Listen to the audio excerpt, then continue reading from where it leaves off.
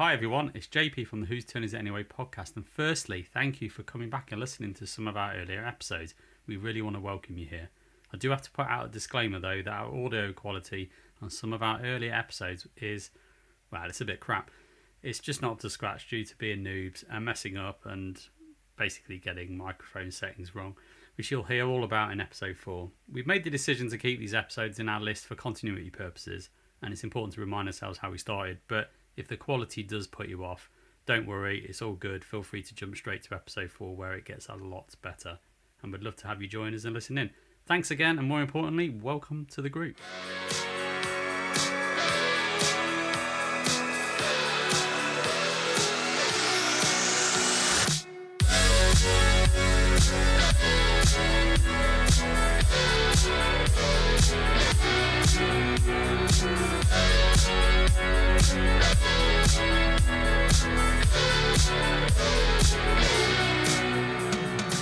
Welcome to Whose Turn Is It Anyway, a podcast all about our gaming group where we talk about board games, gaming culture and much, much more. I'm JP and I'm joined by, well, pretty much most of the group, so hi everyone. Hello. Hey, here we go. So I think let's get everyone introduced. It's a new podcast, we've got new people on the show, so as gaming fashion we're going to go clockwise, so starting with you. Hi, I'm Becky. I have been a part of the group for since 2017, I think, or thereabouts anyway. A while. Yeah, a little while. I like a varying lot of different games, nothing too heavy, really. Mm-hmm. Good stuff. My name's Andy Kerley. Everyone calls me Curly, so please do that. So I joined this group back in 2017. That was my first game. Been gaming extremely regularly ever since. Probably one of the more regular gamers, I would say. Still loving it. Loving all my new board games. Loving all the old ones. And look forward to many more in the future. Yeah, good stuff. I'm Ian. I think I also joined the group around 2017. That's roughly when the group started, I think, wasn't it? Yeah, pretty much in the early months, of 2017. Give or take. I'm sure we'll get into that more later. But I'm more of a casual gamer. Probably the lighter stuff, a bit like Becky. I am a big fan of dexterity games, though, which I'm sure we'll discuss later. But that's me. Cool. I'm Rob. I again joined in 2017. I got introduced to it by JP. You're welcome. Who bullied me into playing a game because he had nobody to play with. Then the group was formed.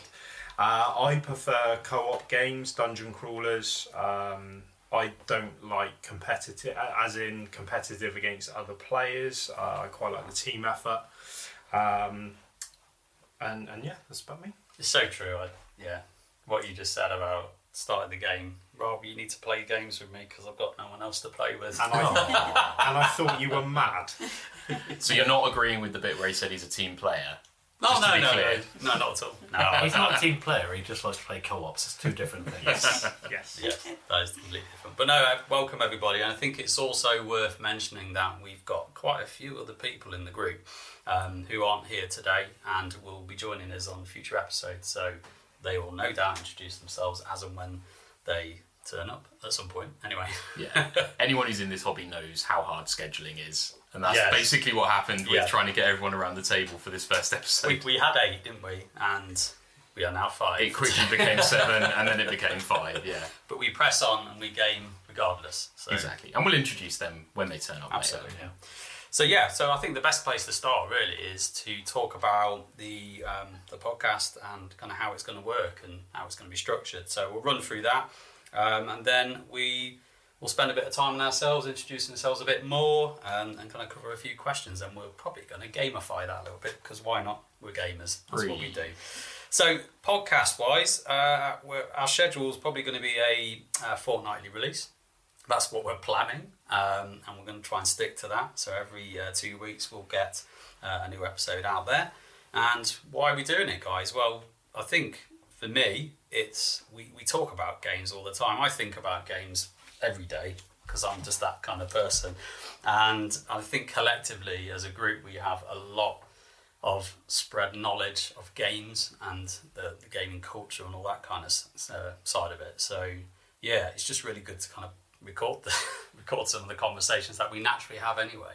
I think it's really good to talk about the things that you're most interested in with your friends. Yeah. And we can record it and people find that interesting or, useful, then great. Yeah. And if it gets a few more people interested in the hobby, Better. that's... Yeah, exactly. And maybe give other people ideas about things that we're doing in this group that might work for them and their friends or their groups. But it's like we were saying, even before we started recording this episode, we sat here for almost an hour chatting about games, and we all said, we should have been recording this, really. Yeah, it's completely true. And I think the fact that I want to kind of focus this podcast around our gaming group, I think the gaming group is the heart of kind of what we're going to do and what we're going to talk about, and really like the group's the star, if that makes sense. And that's a good segue into kind of the host structure, as what we're calling it, is the first player kind of concept. So again, taken from games, we're going to have like a first player of which they are kind of the main host for a short period of time, and then the other kind of hosts on the episodes will be the other players that kind of joins in and discusses all the different topics and things that we've got. But like all first players, it doesn't last long, and someone's always going to steal it from you. That's it, we're gunning for you, mate. So I have managed to secure that first player token and taken that worker placement spot. So that is Through sheer force of will, no less. Yeah, from sheer project management and sorting all this out. But what we're doing is roughly around 4 episodes. We'll switch it around, and I think that's quite good for you. Everyone as listeners, because it kind of brings a bit of variety as well.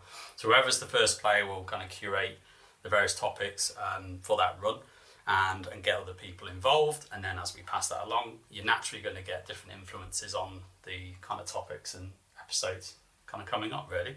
So that's how that's going to work. And then the structure itself is we're going to break it down into various different segments. So we've got the first one, which is let's talk about Hex.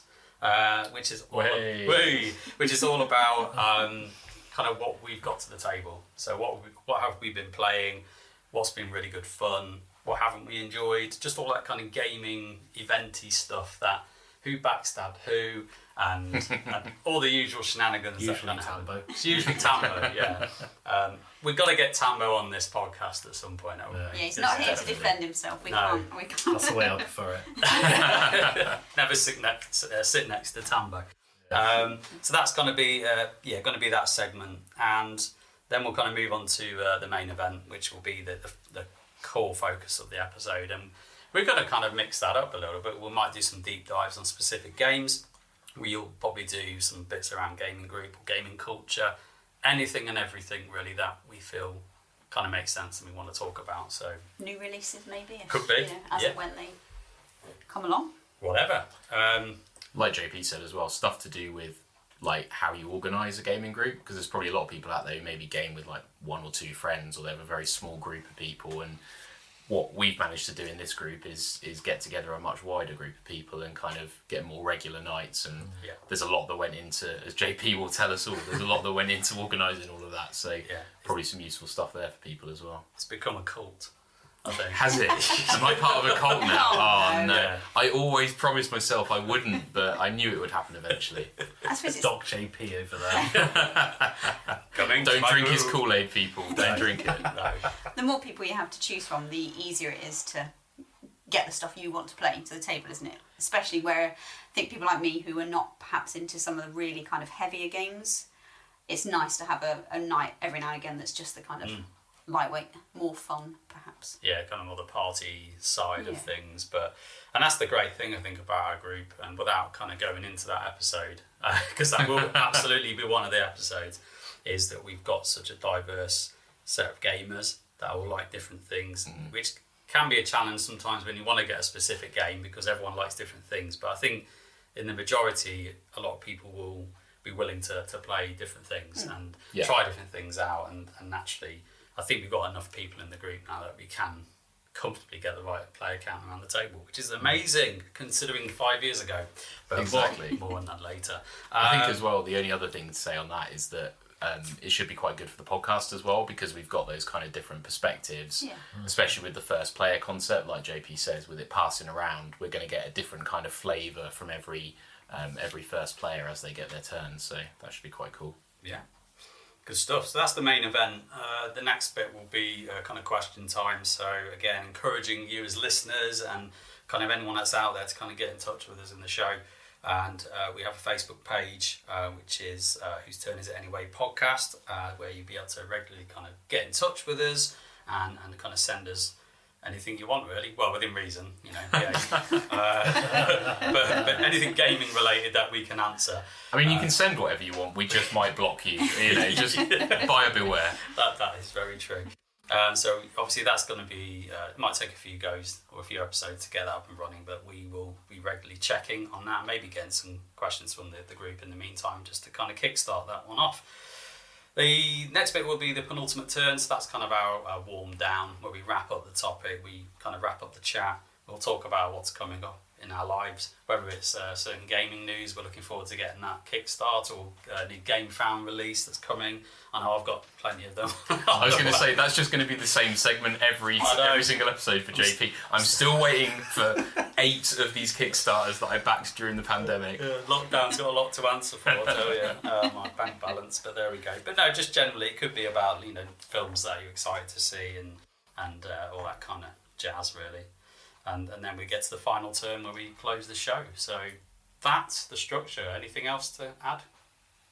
No, I think I'm excited to get into it. Obviously, this episode's a bit different, isn't it? Because we're going to do the kind of individual intros in a minute. But looking forward to seeing what topics you've got lined up for us, JP. Absolutely. Well, you'll have to wait. Well, of course, keep everyone in suspense. For a bit, anyway.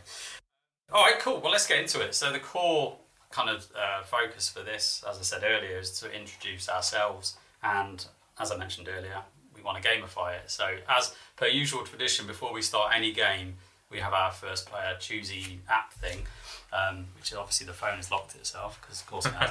And I'm going to basically say the question, and we're going to see who's going to answer it each time, and then obviously the person who's answered then doesn't go in the next time, and then we'll eliminate it down to everyone's answered the question. Just in case anyone doesn't know what a put your fingers in choosing first player That's app really ominous, is, we should probably explain that slightly, because we can all see that there's a phone in the middle of the table and we will understand it, but basically a lot of gaming groups will be familiar with this, but there's an app where you can just all touch your finger on the screen of the phone and it picks a first player randomly. The app called? It's called Shawazi, I think. Shawazi, yeah. Shawazi, yeah. Wow. French for choose, right? Or choice. I'll take your word for it. think So is it like Yes. That could Schwazzle be or me just Schwazzy or totally something? GCSE No, French. You've convinced me, Becky. Yeah, I'm going to have a more authority. Yes, Well, look, that's what yes, it is. I'm going to volunteer JP, who I'm assuming is going to edit this episode. He can put it in the show notes, I'll can't put he? it in the show There you notes go. and work that out. I'm looking forward to seeing that amendment.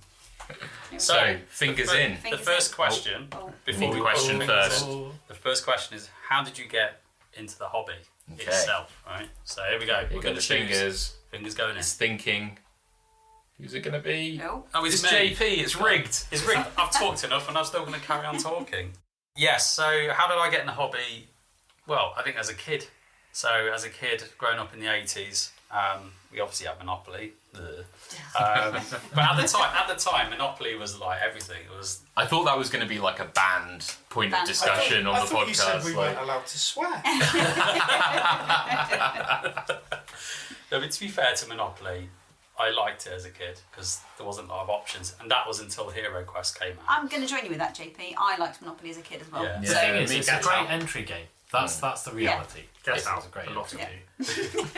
And Rob is not pleased. it's become popular to hate on Monopoly as Yeah. any Yeah. gamer Yeah. who's been in the industry like we've been in the industry. You know, as in we've been gaming As for a while. consumers, Consumers. You will tell know. someone at work or a casual person, oh, we like board games. Oh, like Monopoly. Yeah, we play that. You think, no, we're talking about real different games. But You've you also know. got to remember, like, back when we were kids in the 80s and 90s, let's be optimistic, in the 90s, there wasn't as much choice as there is now, right? No. So, like, Monopoly was just one of the games that everyone had it, everyone knew how to play it. It's a bit like comparing a Commodore 64 80s PC game, or whatever it was back then, Spectrum, to an Xbox PlayStation Series 5. X. You know, Exactly. it's just It's night and the day. hobby has moved on a little bit, Yeah. and it's great. It's had its time. People still love it. Fantastic, but yeah.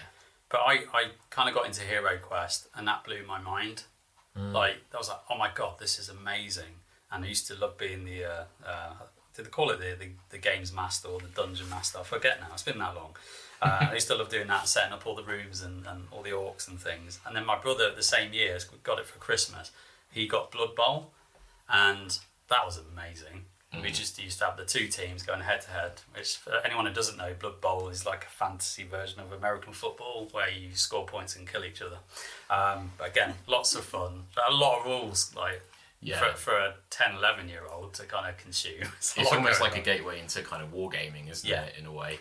It's a bit more structured, and in the way that you have got a board with squares rather than measuring tapes and armies and things like that. I think there's still quite a big Blood Bowl community out there. Yeah, I think there's still a lot of like competitive Blood Bowl that goes on. Yeah, so that kind of got me in, and then there's been a hiatus of just growing up and drinking quite a lot in my 20s, and then getting into Xbox and gaming, and I was a heavy kind of Xbox gamer for a long time until I pretty much got a copy of XCOM, which for anyone who's heard of that game or played that game, the board game, I wouldn't recommend it as a gateway game to anybody. It's very stressful. It's a good co-op game, but you're playing with an app and it's got a timer and it just causes a lot of stress and panic. So again, not really friendly for new players, but hey, there we go. Good fun. But it's great fun, and that was the game that got me back into the hobby, because thanks to Fantasy Flight's product catalogue, which in there, because you start to see, Game of Thrones, Mansions of Madness, anything else. Yeah, and it's then, almost like one thing leads to another with board gaming, isn't it? And then you end up with an entire room in your house full of board games. Exactly. Here we are 5 years later, and Kallaxes everywhere. But there we go. Anyway, someone else's turn. I'm sure I've talked enough. All right. Are we doing a different question this No, time? we'll do the same one. We do the same question? Yeah. All right. I'm not in it, obviously. And we've got Rob. It's Rob. Oh, jeez. I basically got into the hobby because I was bullied by JP to play Netrunner one night. I had no idea what I was doing. Or letting yourself in for. No, not a clue. My wife looked at me like I was mad when I was going to say that I'm going to play a board game with JP. Played the game, had no idea what I was doing, and absolutely loved it. That's a pretty common summary of everyone who plays Netrunner for the first time. I had no idea what was happening, but I loved it. I couldn't even tell you how to play it now. I couldn't remember how to play it, but it was just the whole. It's almost like an RPG in card format. I play a lot of video games, so it was quite nice to physically be able to see somebody opposite you, to interact with them, and did that, and then joined the game group where I met you guys, and we played Game of Thrones. I think we said earlier was the first one, where it basically got battered by all of you, and again, some things never change. And again, absolutely loved it, and then got led down the rabbit hole of Fantasy Flight's Arkham Horror, the card game. Again, it was an RPG. Every game night was 3 hours of a different story. It was brilliant, and really enjoyed it. So yeah, that's kind of how I got into it, and still here. Somehow, I haven't been kicked out of the group yet. So I won't kick you out. I'm doing okay. Yet. I think that's quite a common story though. Like, if Netrunner didn't get you, then Arkham will. It's kind of like Fantasy Flight are going to get you one way or the other. Or it's Marvel Champions. Or now it's Marvel Champions. Which we are in a deep hole with that. But like you said about when you get it and you see all these different games that are coming out, you think that looks cool, and it's almost like the fear of playing a game is far more than actually playing it. Like, I totally agree with you on that one. It takes a little while to get used to. It takes a little while to get your head round, and once you have, though, all the games that I've played, I've loved, bar one, which I'm sure we'll talk about at some point. I know which one it is. Caused a bit of controversy, but no, and yeah, absolutely love it. Absolutely brilliant. It's quite interesting to hear that your first games that you played and the games that you prefer are really heavy thematics. It's like when you look at Netrunner, I think of like it doesn't speak to me of a card game. It speaks to me of, it's such a good thematic storyline, and the fact that you're breaking into location, it just conjures images rather than any sort of, and then you moved straight onto Arkham, which again, I don't know if you could actually imagine a more theme-heavy, story-based heavy game. So it's probably two of the best possible games you could have had. I think I lucked out there. I did. Had a good mentor. You're welcome.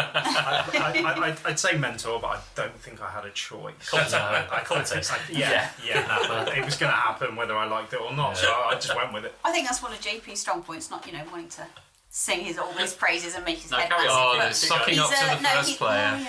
He's a really good facilitator and, really good at making sure that everyone understands the rules and everyone's having a nice time and that it's fun. And he's really good at suggesting games, probably because you own about 1 million of them. You're really good at, if you like this, maybe you might, and it's only for his own benefit. It's, it's so it's all selfish. So he's got friends to play with. Your first hit is free, and then before you know it, you're finding out what the biggest Kallax you can buy. Absolutely. Before you know it, you're spending £600 on too many bones. Yes. No. I'm going to cover that. There's going to be an episode on that. Don't We'll worry. talk about everyone that like that, but like JP for me is just, you're absolutely right, but I think actually more than him enjoying playing the game, I think he'd rather everyone else enjoyed it. Which is a really good trait. 100%. That's why I stopped playing the game that I mentioned earlier. I don't know what this mystery It's is. Scythe. You will. Oh, okay, right. I would argue that. I would say we played in one game that made you absolutely melt that's worse than Scythe. I know what this is. Yeah. Now, Captain Sonar, Captain Sonar. Oh God, I forgot about that. I nearly flipped the table. Captain so Sonar much. can be fun. It's It is just fun. a bit frantic. It's fine if everyone It's just a bit sticks to the frantic. rules. Yeah. Yeah. We're not going down that road again. No. We're going to have the argument again, aren't we? Yeah, I know. I'm putting a pin in that. Okay. We're not, put that back in the box. We'll deal with it another episode. We'll definitely have to have a party games episode where Captain Sonar features, because Captain Sonar is a phenomenally good game. It's a great And yeah, even Rob knows that. I really enjoyed But he had a playing it. really bad time that night. If everyone sticks to the rules and only one person speaks at a time, it's fantastic. When everyone's speaking and you're trying to listen to directions. North, south, north. But it wasn't that. It was north. Are we going north? North. Are you sure we're going north? North. And I'm like, is that one north or is that 5 norths? So for those of you who haven't played Captain Sonar, I've only ever played it once, and it reminded me of like battleships on steroids Real-time. turned up to it was 12. insane. It's just Real-time battleships. Yeah, It's good with fun. multiple players on each side Yes. who have to be able to work together. Yes, one's speaking, one's drawing, and one's deciding. So And Rob's- it's- One's supposed to be Yes. speaking. Okay, Rob. Rob's still it's all pretty right. salty Put it back about in the this. box. Getting quite angry. No, just put it thinking back in the about it. box. Calm down. He's reliving calm it. down. He's reliving it. And this is from someone who explicitly says that co-op games are what they like, which is I what love Captain co-op games, Sonar yeah. is. But Wow, the level of team cooperation he was getting was not up to his standards. It was hard. Go on then, next player. All right. The suspense is killing. Oh. Oh, it's me. It's going counterclockwise. So I've probably got a similar start of my story to Rob, actually, because I think, again, it was JP who really got me into the hobby. Having played some board games as a kid, and I've always liked games and gaming, and was into video games for a long time, and then wasn't, and did various other things. But probably for board gaming, you know, in terms of what then led to this group, it was me and JP were actually on a work trip over in Maine. Yeah. And it was winter, wasn't it? It was like February or something in Maine, so there's snow everywhere. It was a horrible trip, weather-wise and work-wise, from what I recall. But JP had bought this little game with him called Netrunner, and I'd never heard of it. It's a common theme. So it's all your fault then. Everything is Yeah. JP's fault. Cost me a fortune. And one night, I think it was the night after we'd been to that bar across the road from the hotel, because they said they had a games night, and we were like, oh, we'll go check that out, that'd be cool. And it was kind of underwhelming, and maybe we'll discuss that another time in more detail. There's some good stories there. It was a really fun night, fun night. But yeah, we weren't too impressed with the games on offer at this bar across the road. So JP said, well, look, I've got this new game, Netrunner, it's meant to be really good. I'm enjoying it, let's give it a go. And you sort of taught me that night, and I, like Rob, I don't think I really understood. I didn't really know what was going on, but I just loved it. I was like, exactly like Kerley said, like the way that the theme and the mechanics were strung together, and I know Arkham does this as well, and Marvel Champions is really good at this as well. It's a thing that FFG have just got nailed down, is just tying the thematics, the universe, and the game all together in a way that, like you said, Rob, it feels like more than playing a game. You're not playing a card game, you're living I don't know, it sounds Kind of wrong. really pretentious, but you're kind of living an experience. Like you go on a journey. And yeah, after I played that, we only played I think 2 games that night because I was new and we were so slow. Neither of us really fully understood all the rules. I'm sure we got lots of things wrong. No. But I was just hooked and just immediately got into Netrunner. And then, the group came along and started playing some more tabletop stuff. Again, I think I was at that Game of Thrones game, that first one. I remember finding that very frustrating. But yeah, then over time, you play more different stuff and you kind of expand out a bit. And yeah, I've kind of skewed definitely more towards the casual end of things. I enjoy a party game. I definitely like Captain Sonar. That can't be said for all of us around the table. I love a bit of Captain Sonar. And in fact, I specifically love the role that you hate, which is the navigator, where you're having to try and track. But that's what caused you your little meltdown. I loved being the if everyone followed the rules, It's the radio operator. Sorry, radio operator. Yes, exactly. Yeah, the navigator is like the captain. He's the one who's saying the directions. But yeah, the one who's basically trying to track the enemy sub. And you're right, it's definitely stressful and causes frustrations. I don't think I've ever quite got as frustrated as you did that night, but I don't think anybody I can in the world's got as empathise. frustrated as it sounded like Rob was. Looking back, it was one of the funnest nights that we've had.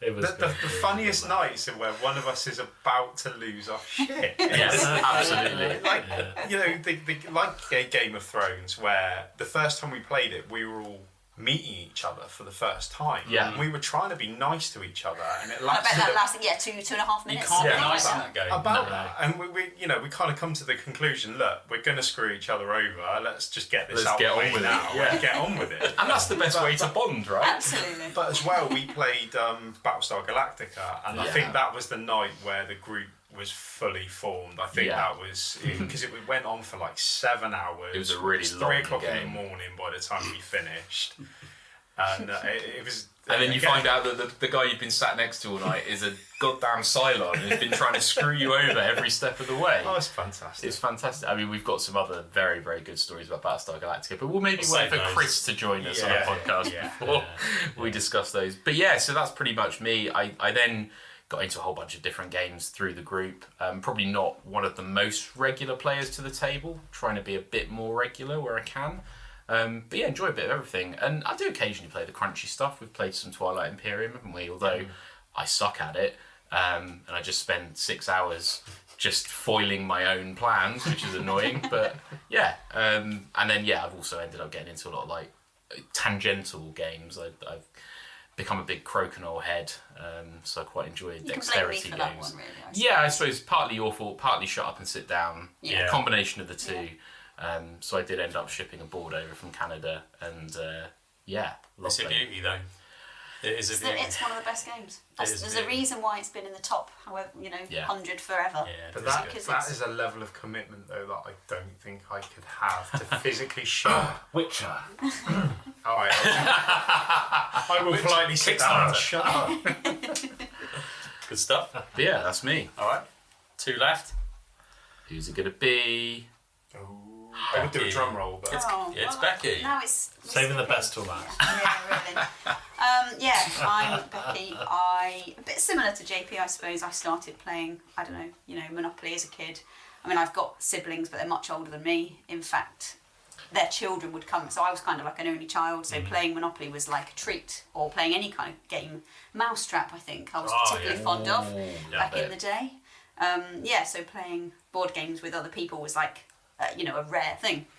What kind of mousetrap player were you? Were you the kind of mousetrap player who just wanted to build the machine because it's fun to set it off? Yeah. You weren't actually interested in playing the game. I can already this tell is you the that thing. one. I don't like the game. I am really competitive, but not maybe very good necessarily compared to other people. So I have had to learn how to lose. I'm with you. I'm with you there. I'm the same. But I do like playing.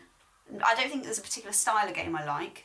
We were discussing this earlier. I think I'm an impatient gamer. So if turns take too long, if it takes a long time to learn, I'm going to check out. Even if the game is awesome, I'm just not going to be able to. Interaction's key for you. Yeah, definitely. So I like a bit of all sorts, really, but just nothing that's going to take 6 hours of my day. I'm probably just not prepared to invest it. I'm with you on that, though. Like, playing Twilight Imperium. Yeah, I'm for me happy is to an host it in my absolute house. no. That is no problem, but don't expect me to be playing I like because the way you say, I'm happy to host it in my house. it's good.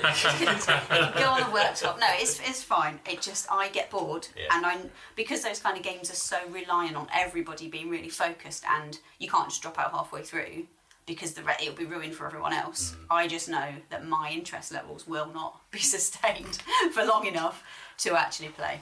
I like as well that not only is Twilight Imperium it, but also that it was your house, despite the fact that you're sat here next to your husband. Well, you I'm know, used to it. yeah, I don't mind. I like hosting. In fact, I'm almost just as happy to have people around playing the game that I'm not playing in my house. That's great. I'll do cups of tea and coffee. You are run. an excellent Oh, host. It's thanks, super thanks, cracking mate. host. That's very nice of you to say. No. But yeah, I'm just if the game takes too long, or my other bugbear is if I can't learn it quickly. Yeah. I hate learning a new game more than almost anything because you don't know what the point is. You don't know which direction to go. You don't know what's worthwhile doing because you don't know yet.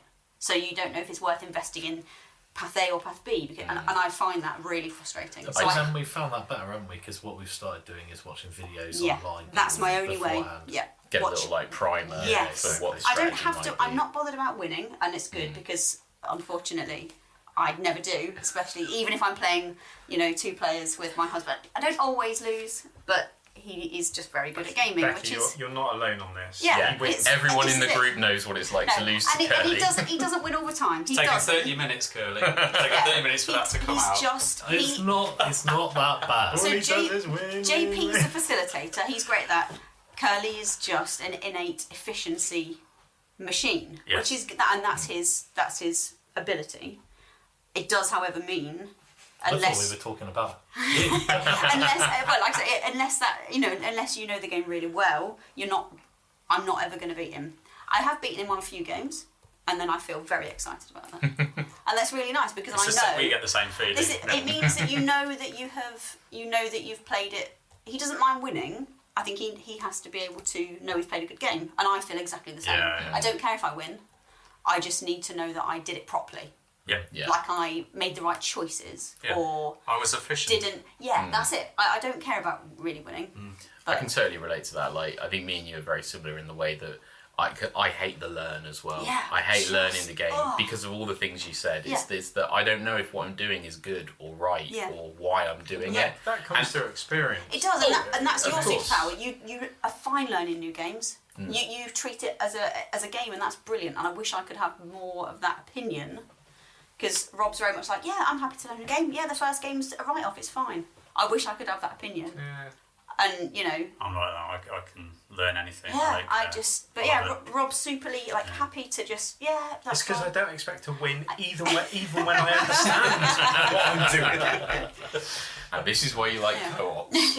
At least then you can win together. Exactly. And Ian, you're really good at picking up the point of the game really quickly and being able to identify. But maybe that's because you've watched lots of YouTube. I don't know. Maybe. I mean, I guess that's just like how my brain works, Yeah. that kind of Yeah, logical yeah. brain. Yeah. But then it frustrates me that I can't translate that into good Into strategic winning. and Yeah, tactical yeah. decisions.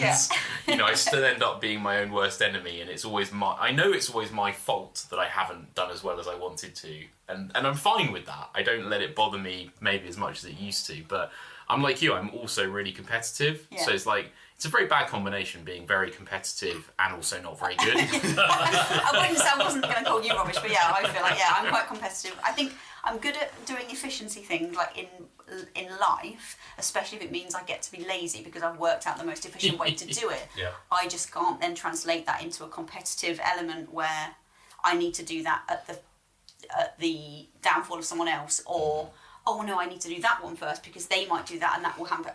That isn't where my brain, but Curly is really good at that. Andy doesn't care about taking people down. I've gone down. That's So from good. Ruthless So Instinct. yeah, what can I say? segueing into you then. Let's So what's finish your? off.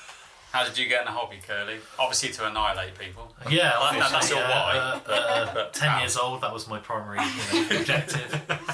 No, I've been into board gaming. Hey, it's similar to you, is all I can say, really. Start off with the smaller games and Monopoly. But I suppose the big one for me was Halo. It was Hero Quest, it was Space Crusade. Oh, yeah, what a game! I forgot all and about that. dexterity games was crossbows and catapults. Yeah. If you guys Yeah, remember I do. it, so it was those type of games. But I suppose the big one that made me go wow was probably Lord of the Rings Risk. That was it for me. Like the strategy, the thematics. I'm obsessed with Lord of the Rings as well, which obviously helps. But all of that tied in together, and I don't even know when that was released, but I imagine I would have got into it when the films came out, so that would have been like 18 years old, something like Yeah. that, 2001. It's worth pointing out that you do now own a small collection of Lord of the Rings swords. Absolutely. Not just swords. Swords Well- are just the ones that are most easily kind of, seeable around the house. He has Yeah. the swords on the wall. They in your old house. They used to be in your kitchen, which Yeah. I always Wasn't thought the was kitchen, quite it was an nice. Now armoury. they're up the stairs. It was an armoury, wasn't it? Yeah. But no, so that was probably my kind of like, right, this is my thing, But I've always been badgering people, my grandparents and my parents, to play games and things. And I'd probably say I went out of the hobby a little bit, similar to most of you guys, in my, I'd say, mid-20s. Yeah. I was more interested in drinking and Xbox and PCs and all that kind of thing. And again, it was just, was I living with you? We were certainly very close friends. Yeah, And I remember you going to Maine with JP. You played Netrunner. You came back and said, "Hey, look." because I knew you'd love it as well. And actually for different reasons, I think, than why I loved it. But I just knew there's enough complexity and because it's a deck builder as well. Like there's infinite customization, and I knew that you would just love the challenge of figuring it out. Yeah. I look back on some of the games we played in that house, and the meta that we had in our Netrunner home games was so weird. There were cards that were just like power cards in our games because we were building certain decks a certain way. Yeah. That are just terrible cards, just awful. You'd never see them play But it's competitively, almost but they like- worked for what we were doing. It was almost like watching evolution in like a totally isolated Yes. environment. Yeah. And you can see all of the different weird things that happen with that compared to the rest of the Exactly. the world. Because like we played so many games of Netrunner for so long without any outside influence at all. Exactly. It took a long time even for me to start kind of like going online and finding out, well, what do other people do? I can find deck lists online. We didn't know about any of that. It was just us with our partial collection building decks over the table. I remember we used to build, decks for each faction, and then we'd face them off against each other on like a rotation basis and see what was winning, and then try and tweak them to make them better. It was amazing. Yeah, They it was really good got fun. into it. Yeah. Yeah, They it was really got pretty into it. serious. Well, that was the start of my Netrunner collection. I ended up Exactly. buying you out of your half when I moved out. did. But no, that was kind of my poor game with Ian. But then Ian invited me to Game of Thrones. Yeah. And that was my first game. And this is where I met JP, met Rob, met a couple of the others, and And you're in the haven't looked vortex. back since. Yeah. Which I also knew you'd love Game of Thrones. Like, that is so Yeah, up I mean, your it's alley my as well. theme as well. Yeah, If yeah. anything fantasy is all good, and anything strategy fantasy is like, oh my god, there That's we the go. golden. That's the Yeah, exactly. Yeah. So And if yeah, you can scupper someone else along the way, then well, it's exactly. just a Stab bonus. someone in the back, then it's an extra little laurel. But no, so that's how I got into it, and probably I don't want to say maybe but I'd probably say that I was amongst 2 or 3 of the more regular gamers. Yep. Yeah. Pretty much up for any game. There's very few genres that I totally write off. I'll do party games, I'll do strategies, I'll do lighter Euro games, I'll do pretty much anything. That doesn't mean to say that I love every single game I've ever played, but I'd say I like certain games of every genre. Yep. So yeah, that's me all in all, overall. Awesome. Cool. Well, I'm just looking at the time. We're getting close to it. So last question, very quick fire. I'm going to go reverse order, so I'm going to go back to you, Curly. Okay. Favourite game ever? What is it? And what are you enjoying right now? Which might not be your favourite game. I mean, okay, to keep it quite short and sweet, I would say there's a few games right at the top that I'm struggling to pick out a winner of. Yeah. And I tend to say the games that are at the top of their genre. That's fine. Give us a few. Okay, so I think Terraforming Mars, Nemesis has gone up there recently, Twilight Imperium and Eclipse. I would say that is probably, I struggle between those games. Yeah. Those are my top ones. As far as what games I'm enjoying at the moment, I think at the moment I'd have to say Arc Nova, and I will say that with a little bit of a, because I think that might actually break into the top. I don't know yet. Yeah. So, but it's certainly got the potential. Jury's out. Early Yeah, well, days. no, it's definitely a great game. It's whether it's a Terraforming Mars, which if I was pushed, I'd probably say for longevity, is probably my favourite game. Yeah. Cool. So, there we go. Okay, Becky. We're playing mostly Ark Nova at the minute, and that is quickly becoming probably one of my favourite games because it's got so many different elements. I suppose it's because it's got animals in. That was going to be my second point. That was going to be the second point. The artwork is beautiful, and all the iconography and the pieces it's obvious. It's just a really obvious game. Yeah. Would I have liked that so much had I not played Terraforming Mars? Maybe not, because there's a lot of crossover. Mm-hmm. And yeah, Terraforming Mars is the other game. That is one of my favourites ever. Is that because we've got the Kickstarter pieces that are very, very tactile? Wouldn't like to say. Would I like it as much as if we had little tokens? Maybe You not. would have 3D printed some off. I would have done something, yeah. I did actually. I was looking up on Etsy to see if you could get little metal squares, little cubes, I'm not going to lie. But yeah, so Terraforming Mars is one of my favourite games ever. Because it's, I mean, we played an entire day, didn't we, when you were sort of teaching me the game? Okay, we were eating food and other stuff, but yeah, it was great. And I did win that one, but that's because I was being coached by Kerley, so, there you go. Cracking game. It's amazing. It's just brilliant. And is space my favourite thing? No, not particularly. But it sort of doesn't matter what it's about. No. It's just such a good game. Yeah. Awesome. Yeah. Yeah, I guess I talked a lot about Netrunner before, and that would definitely be up there kind of as one of my top games. I've not been able to play as much in the last couple of years with the pandemic. I used to play a lot of kind of events around the country and stuff like that, and some of the bigger competitive events, but it's definitely still up there. I mean, I would always play a game of Netrunner with anyone, anytime, whatever decks or cards we've got available. Yeah, I'd always play it, and for all the reasons we discussed before, it's just such a brilliantly designed game. It's fantastic. More recently, I suppose Crokinole is the one that's kind of taken over for me as far as tabletop gaming is concerned, to the point where I'm kind of looking at organising the UK Championships and stuff like that. You were so close. Of course you are. You were so close with the bloody pandemic gun. I know.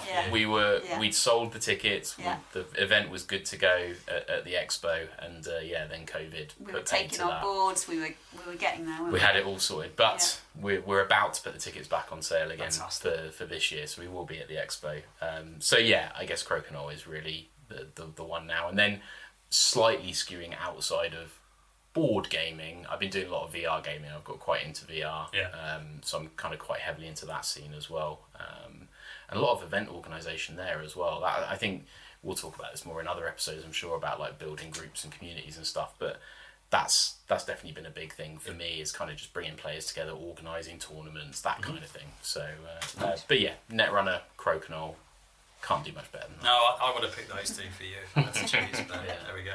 Rob, I'm going to pick 3 if that's okay. you can pick what you like. Favourite game I own, favourite game with the kids, Okay. and one of the best games I think I've ever played, or most enjoyable. Yeah. I'm probably going to steal Is one it the of Captain yours. Sonar? It's not. Scythe. Okay. Favourite game I own is Descent.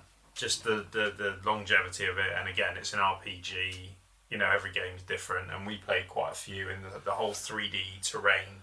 So this is the Legends of the Dark, the new one. Yes, it's used. You have both, to be fair, don't you? Yeah, the second edition. I've still got stuff on order that's never coming. That's on back order. So yeah, but the way that the 3D terrain is used, it's not there as a, just as a 3D terrain. The story of each sort of chapter really evolves using the terrain, and for me that makes it awesome. Yeah. Favorite game with the kids. Well, we played Descent together, but it's a bit of a party one. But the Marvel Villainous. Yes. They really enjoyed the Disney one. I enjoy the Marvel one just because it's a bit more combative.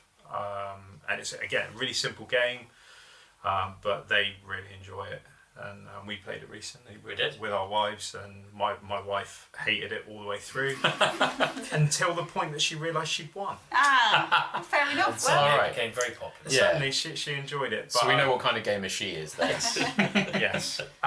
But like we talked about, Too Many Bones is one of the funnest games I think I've played. No, I really need to play this. It And sounds it's just amazing. it's so there's not a lot of pieces. It's a really simple. Why is it so expensive then? If there's not a lot of pieces and it's so Made simple. out of poker chips and neoprene.